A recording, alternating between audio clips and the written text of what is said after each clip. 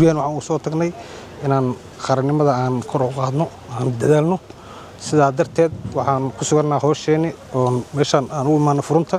waana shaqadii nala soo idmana wali way noo socotaa waana sii wadi doonaa insha Allah muhiimadda koowaad halkan aan u joogno waxa waaye in shacabkeena jooga magaalooyinka ay ogaadaan in wiilashoodii ugu jiraan doorka furunta leeyahay ugu joogaan ay u joogaan difaacooda dhintaasa dhaawac meel dhulkaygo dhiigayga waan u weynayaa dhulkaygo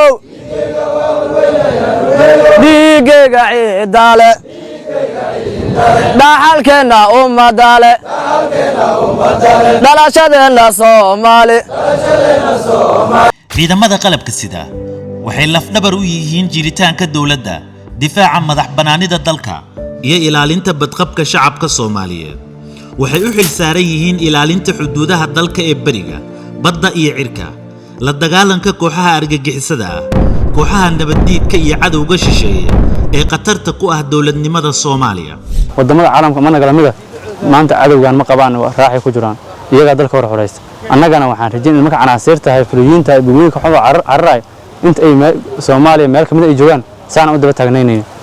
maalinka ay ka xorowdo Soomaaliya cadawgan ay nabad noqoto ay qof walba tartiib gurigeeda lug iyo gaari wax u baahdo ay ku tii karto ciidanku waa garab iyo gaashaan wuxuuna astaan u yahay midnimada iyo awoodda dawladda Soomaaliya qaybaha kala duwan ee hay'adaha difaaca iyo amniga ayaa si isku xiran u wada shaqeeya iyadoo mid walba uu leeyahay waajibaad gaar ah oo kaabaya kan kale askarta iyo saraakiisha maanta taagan xiriyaha fariisimaha saldhigyada iyo furimaha dagaalku waxay garbaha ku sidaan culayska amniga iyo sharafka ummadda habeen iyo maalin waxay u taagan yihiin inay gutaan waajibkaas culus waxa uu ka turjumayaa aragtida madaxweynaha jamhuuriyadda federaalka iyo sida ay dawladdu uga go'an tahay in ciidanka Soomaaliyeed mar kale noqdo xuduud qaran oo difaacda dalka sugta amniga kana xoreysa deegaanada ay ku harsan yihiin cadawga ummadda Soomaaliyeed ciidanka dhulka ee xoogga dalka ayaa hormuud u ah howlgallada ka dhanka ah kooxaha argagixisada iyo difaaca xuduudaha dalka ciidanka cirka ayaa taageeraya howlgallada militariga sahanka iyo dabagalka dhaqdhaqaaqyada cadawga halka ciidanka badda Soomaaliyeed ay mas'uul ka yihiin ilaalinta xeebta dheer ee dalka amniga biyaha Soomaaliya iyo difaaca khayraadka dabiiciga ah ummadda Soomaaliyeed markasta waxay ku seexataa dhiigiina iyo dhacaankiina ku hoyataa ku seexataa nabadgelyo ay ku joogtaa maanta tiya muujiseen dabcan ciidanka xoogga dalka Soomaaliyeed ballan u qaada shacabkan ballantu u qaadana waxay tahay inuu u dhinto u dhaawacmo say ayaga nabadgelyo u joogan waa ku sharfantihiin waa idinkaga mahadcelinaynaa dhanka kale ciidanka booliska ayaa lafdhabar u ah sugidda amniga gudaha hirgelinta sharciga iyo ilaalinta shacabka halka ciidamada asluubta ay ka shaqeeyaan nidaamka cadaaladda maamulka xabsiyada iyo dib u habaynta maxaabiista hay'adda sirdoonka iyo daba sugidda qaranka ayaa iyaduna ah indhaha iyo dhegaha amniga qaranka waxay hormuud u tahay ururinta xogaha sirdoon ogaanshaha iyo ka hortagga qataraha amni fashilinta weerarada argagixisada ka hor inta aysan dhicin iyo dabagalka shabakadaha cadawga xogaha iyo qiimeynta ay soo gudbiso hay'addu waxay saldhig u noqdeen qorsheynta howlgallada amniga iyo kuwa militariga ee lagu xaqiijinayo badqabka shacabka iyo xasiloonida dalka isku xirnaanta ciidamada qalabka sida ayaa abuuraysa awood amni oo midaysan taas oo door weyn ka qaadata difaaca qarannimada ilaalinta shacabka iyo la dagaalanka kooxaha argagixisada ah ee qatarta ku ah Soomaaliya ciidanku waa saaxiibka bulshada waa ilaaliyaha qarannimada madax bannaanida iyo calanka ummadda Soomaaliyeed ee leedahay ilaalintiisa iyo dawladnimadiisa cudud iyo waxay muujiyeen wax cadawga ummadani uu maaragtay ka naxayo dadka Soomaaliyeedna ku farxayaan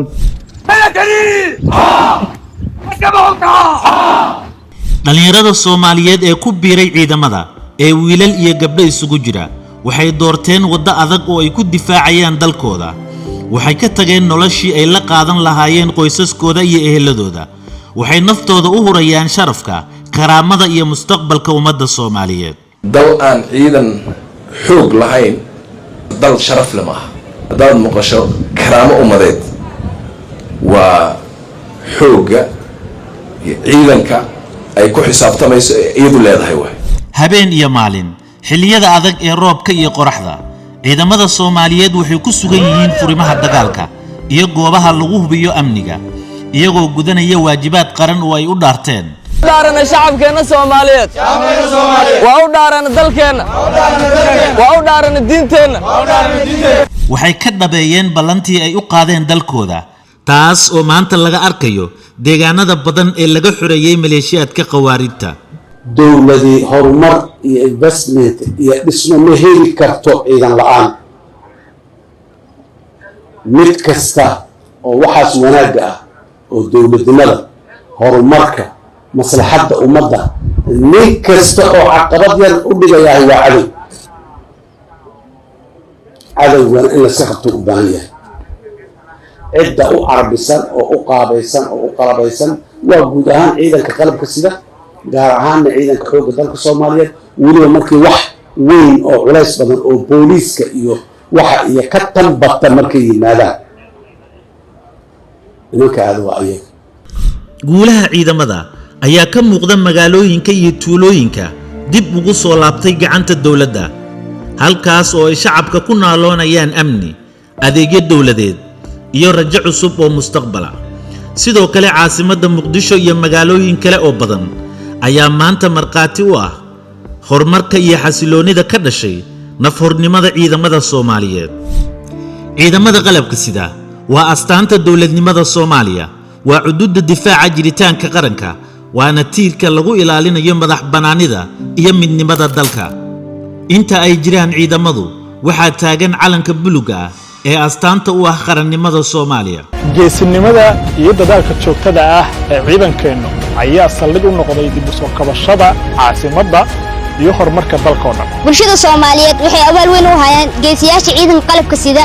haliyada dhabta ah oo naftooda u huray difaaca diintooda dalkooda iyo shacabka Soomaaliyeed si ay nabad ugu seexdaan mahadsanyihiin geesiyaasha ciidamada qaranka